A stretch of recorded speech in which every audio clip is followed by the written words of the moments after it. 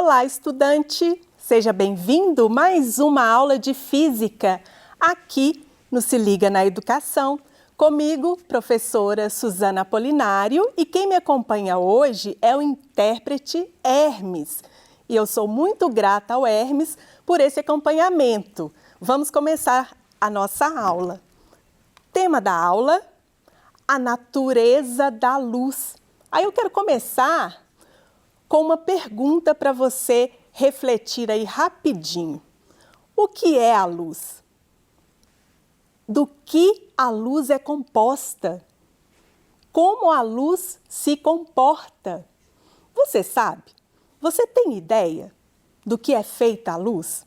Então, nesta aula, eu procurarei trazer aqui as teorias que tentaram explicar a natureza e o comportamento da luz.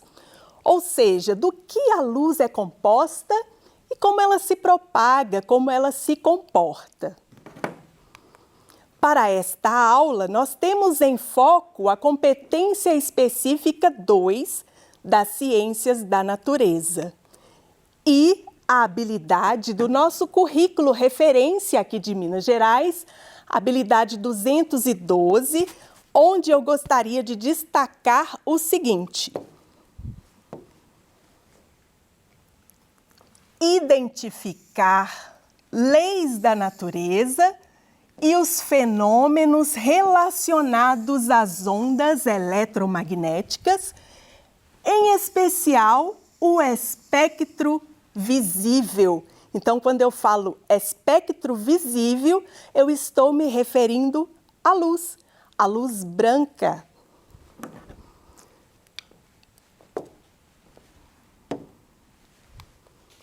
Competências socioemocionais para esta aula, imaginação criativa e a curiosidade para aprender, sempre aliadas aí ao desenvolvimento científico. Então, na aula de hoje, o que nós vamos fazer?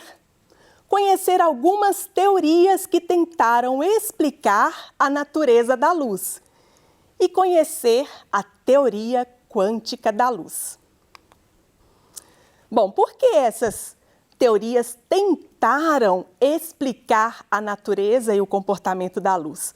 Bom, uma pergunta feita ao professor Paulo do Instituto de Física da USP.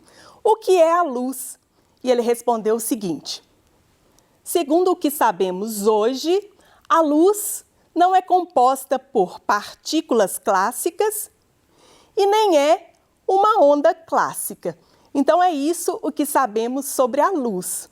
Bom, mas então o que é a luz?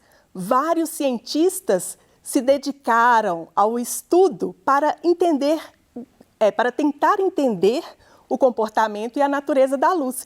E eles nos trouxeram, sugestões. O primeiro deles foi Isaac Newton, no século XVII. Ele tentou descrever do que a luz era composta.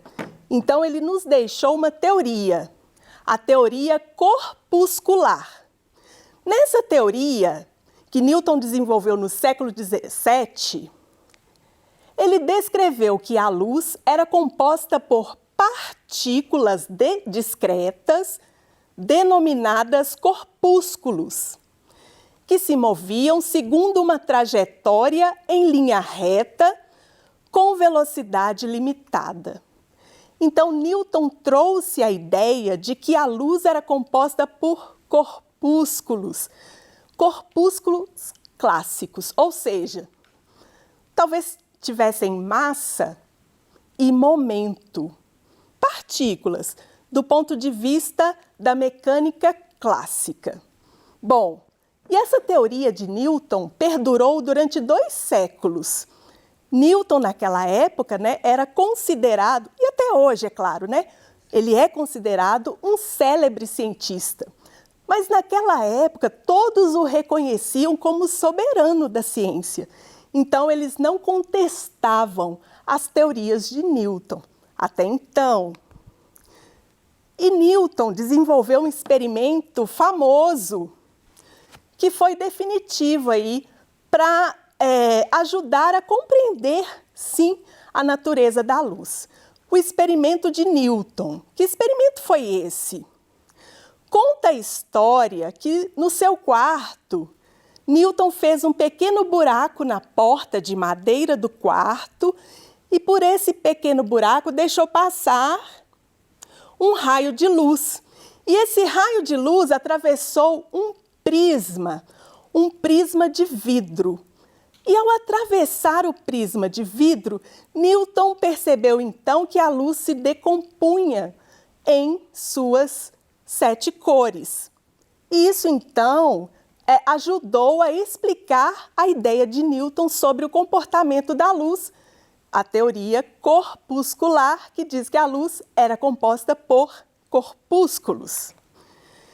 E sim, esse efeito, né, da dispersão da luz acontece realmente quando a luz branca atravessa por um prisma de vidro.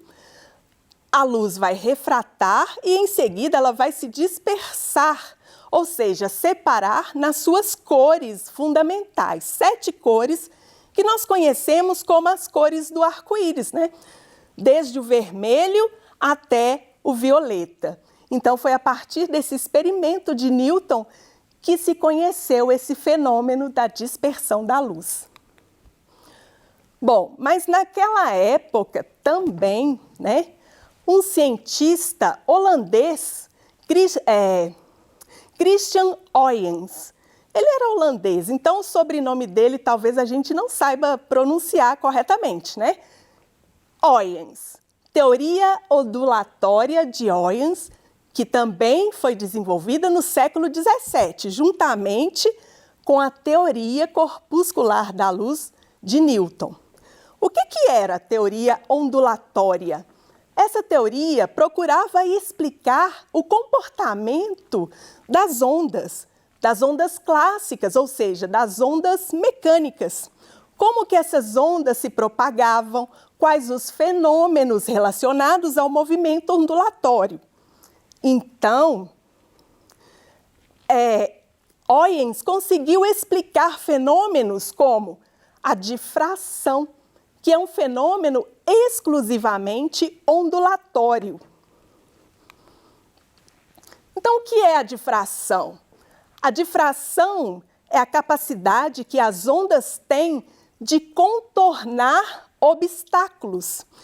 Então, veja, essa figura está nos mostrando uma frente de ondas que se aproxima de uma pequena fenda, passa por ela e difrata. E a gente vai ver, eu vou mostrar isso no simulador.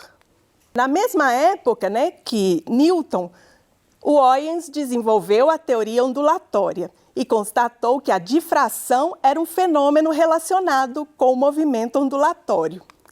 Anos mais tarde, o cientista britânico Thomas Young realizou um experimento muito famoso, que ficou conhecido como experimento da dupla fenda.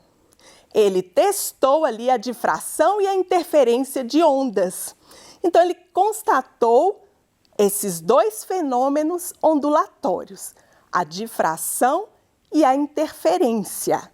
Só que ele constatou que a luz também difratava e sofria a interferência. Então, esse comportamento curioso da luz chamou atenção para o seguinte: se difração e interferência são fenômenos exclusivamente ondulatórios, então a luz se comportava como uma onda. Então eles começaram a colocar em dúvida a teoria de Newton, a teoria corpuscular. A partir daí, então, já acreditava-se que a luz era uma onda. Então vamos ver aqui no simulador o que é a difração e a interferência de ondas.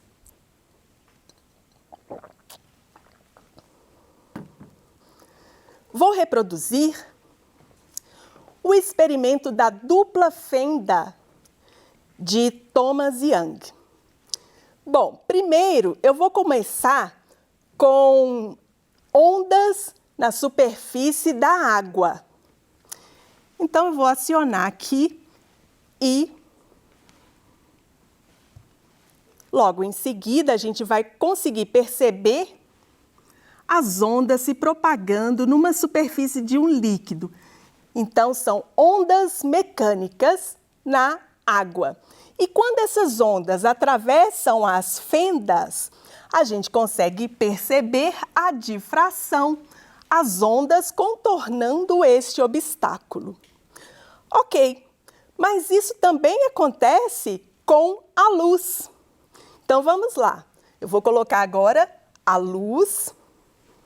E o que a gente vai conseguir observar aqui, então? Uma frente de onda luminosa atravessando duas fendas, sofrendo a difração e a interferência. E como que a gente percebe essa interferência?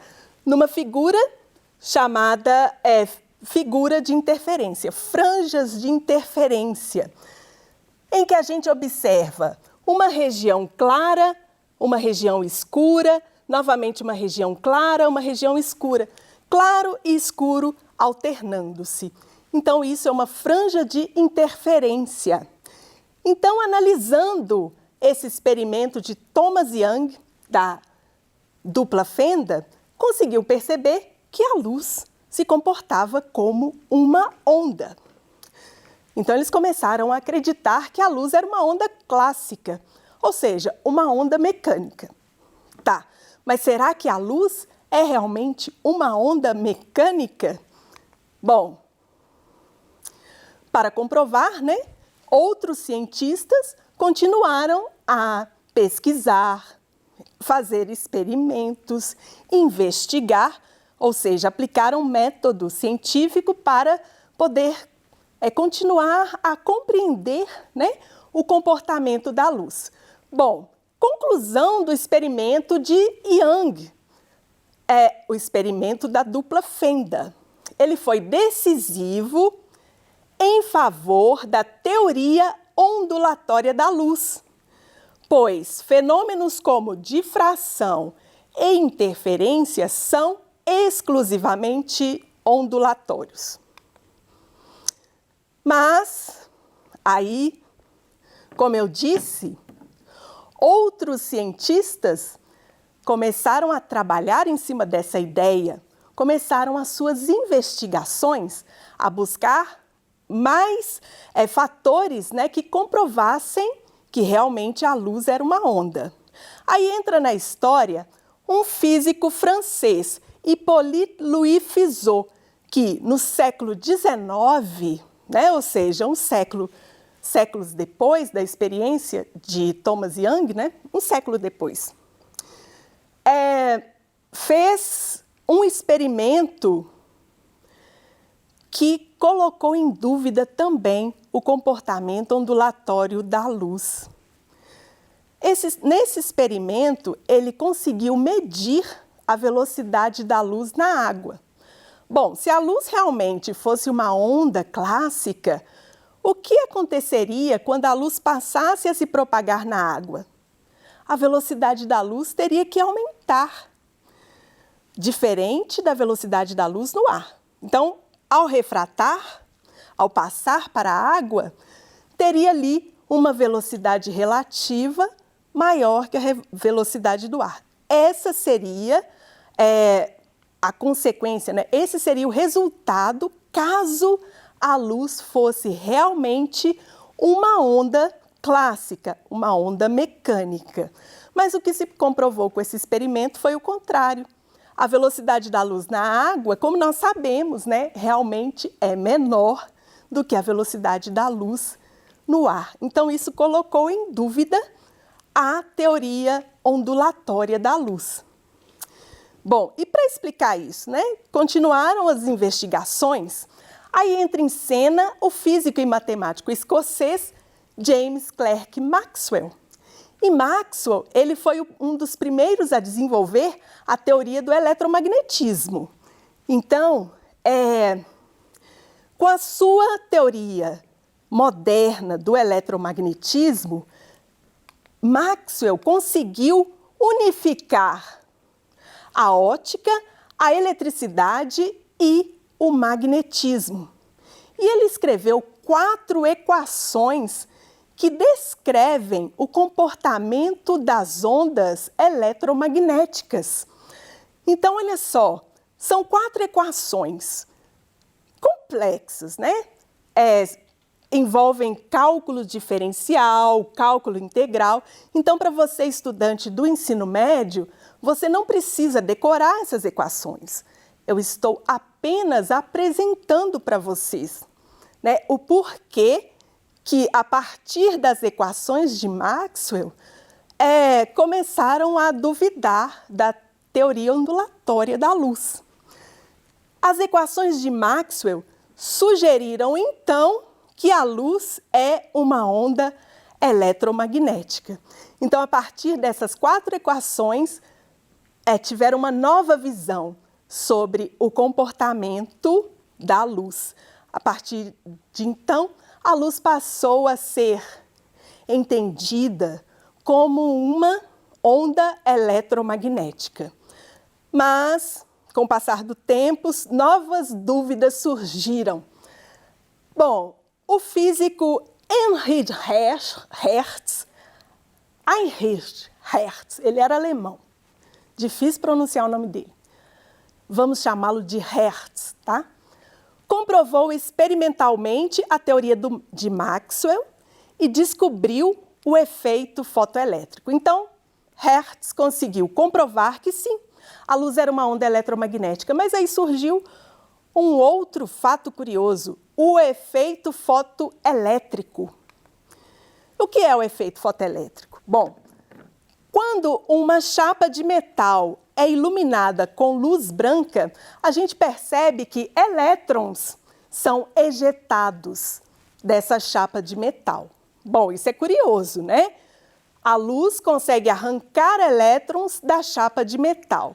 Mas o fato mais curioso ainda é que quando essa chapa de metal é iluminada por luz monocromática, ou seja, ou luz vermelha ou amarela, a luz do espectro visível, né? Cada cor do espectro visível. Se essa chapa for iluminada com a luz vermelha, ela não consegue arrancar elétrons. Então, isso é curioso.